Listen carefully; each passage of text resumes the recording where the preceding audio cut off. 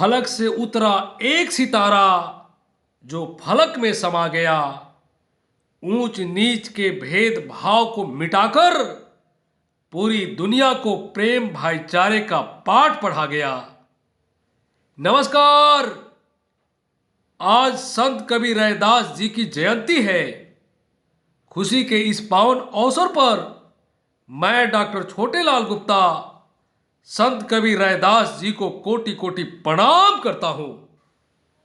संत कबीर रविदास 15वीं शताब्दी का उस समय समाज में फैली बुराइयों, कुरीतियों, जातिवाद, छुआछूत, पाखंड और आडंबर आदि को मिटाने के लिए बनारस उत्तर प्रदेश के एक निर्धन हरिजन परिवार के घर में एक बालक का जन्म हुआ, जो अपने महान कर्म और महान सोच के कारण संत कबीर रैदास कहलाया।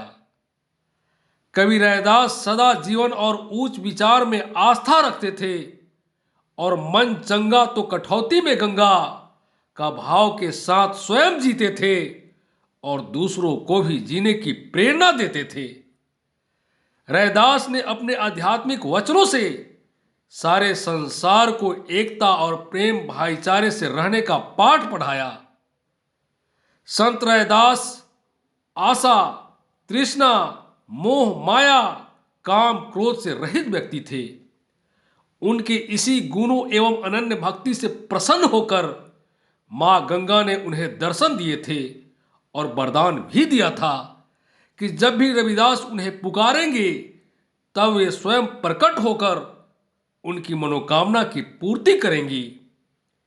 एक प्रचलित कथा के अनुसार बचपन में रविदास अपने साथी के साथ खेल रहे थे।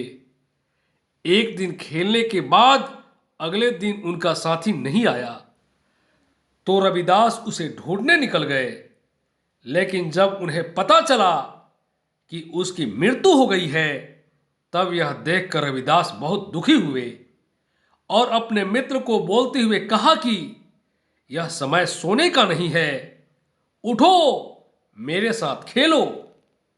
यह सुनकर उनका मित्र साथ ही उठकर खड़ा हो गया।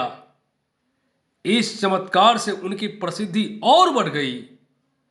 संत रविदास को बचपन से ही अलौकिक शक्तियां प्राप्त थी, लेकिन जैसे जैसे समय बीतता गया उन्होंने अपनी शक्ति भगवान राम और कृष्ण की भक्ति में लगाई और इस प्रकार प्राप्त शक्ति से वे धीरे धीरे लोगों का लाभ करते हुए भक्ति मार्ग पर अग्रसर होते गए और संत बन गए। संत कबीर रैदास का संपूर्ण जीवन हम सबको सुखमय जीवन का मार्ग प्रशस्त करता है और समाज में समरसता, प्रेम, भाईचारे का संदेश देता है। आज संत कबीर रैदास के जन्मदिन के अवसर पर उनके अमृतवाणी वचनों को, जो दोहे के रूप में संकलित है, का पाठ मैं आपके लिए पढ़ूंगा। संत कबीर रैदास कहते हैं, मन चंगा तो कठौती में गंगा। अगर व्यक्ति का मन शुद्ध है, नियत साफ है, तो उसके हर कार्य गंगा के समान पवित्र है और उसी में उसे सफलता प्राप्त होती है और परम सुख की प्राप्ति होती है। संत कबीर रैदास जी का वो समय था जब समाज पूरी तरह से जातिवाद, छुआछूत के चुंगल से करा रहा था। शूद्रों को मंदिर में जाने की अनुमति नहीं थी। तब उन्होंने कहा था, रैदास जन्म के कारणे होत न कोउ नीच, नाकू नीच करी डारी है, ओछे कर्म की कीच। अर्थात कोई भी व्यक्ति जन्म से छोटा या बड़ा नहीं होता, छोटा और बड़ा अपने कर्म से होता है। इसलिए सभी को प्रेम भाईचारे के साथ आपस में मिलकर ईमानदारी से रहना चाहिए और अपने कर्तव्यों का निष्पादन करना चाहिए। संत कबीर रैदास जूता बनाने का काम करते थे।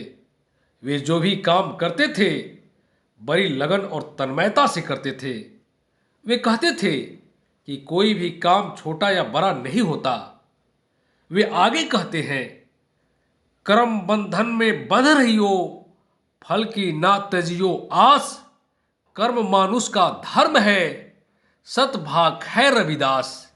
अर्थात मनुष्य को हमेशा अपना कर्म करते रहना चाहिए, बिना फल की इच्छा रखते हुए, क्योंकि हमारा अधिकार सिर्फ कर्म पर है, न कि फल पर।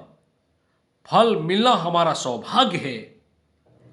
कवि आगे लिखते हैं, ब्राह्मण मत पूजियो, जो होवे गुणहीन। पूजिए चरण चंडाल के, जो होवे गुण प्रवीण। किसी भी व्यक्ति की पूजा सिर्फ इसलिए नहीं करना चाहिए कि वह ऊंच जाति का है, उच्च पद पर आसीन है। पूजनीय वह है जो गुणी है, चाहे वह छोटी जाति का ही क्यों न हो। कवि रैदास आगे कहते हैं, मन ही पूजा मन ही धूप, मन ही सेव सहज स्वरूप। अर्थात जिसका मन निर्मल है, भगवान उसी में वास करते हैं। जिस व्यक्ति के मन में कोई वैर नहीं है, द्वेष नहीं है, किसी प्रकार का लालच नहीं है, उसका मन भगवान के मंदिर, दीपक और धूप की तरह पवित्र है। ऐसे पवित्र वाले विचारों में ही प्रभु का वास होता है। कवि रैदास आगे कहते हैं, देता रहे हजार बरस, मुल्ला चाहे अजान। रैदास खोजा न मिल सकई, जो लो मन शैतान। कवि रैदास पाखंड पर प्रहार करते हुए मनुष्य जाति को यह संदेश देते हैं कि चाहे कोई भी मुल्ला 1000 बरस तक अपने खुदा को पुकारता रहे, यदि उसके मन में शैतान अर्थात उसके मन में मैल बैठा हो, तो उसका खुदा, उसका भगवान, उसके इष्ट कभी प्राप्त नहीं हो सकेंगे। कवि रैदास आगे लिखते हैं, पराधीनता पाप है, जान ले हुरे मीत। रैदास दास पराधीन सो, कौन करे है प्रीत। संत कुलभूषण रविदास जी स्वाधीन रहने की संदेश देते हुए कहते हैं, किसी को भी किसी के पराधीन नहीं रहना चाहिए, क्योंकि पराधीनता ही सबसे बड़ा पाप होती है। इस प्रकार संत कवि रैदास का अमृतवाणी मनुष्य को मनुष्य बनाने, इंसानियत और मानवता को जिंदा रखने की सीख देती है। आइए आज हम और आप कवि रैदास की अमृतवाणी को पढ़ें, समझें, गुणें और अपने जीवन में आत्मसात करें, स्वयं आगे बढ़ें और समाज को भी आगे बढ़ाएं। आपने हमें धैर्य के साथ सुना, इसके लिए आपको धन्यवाद।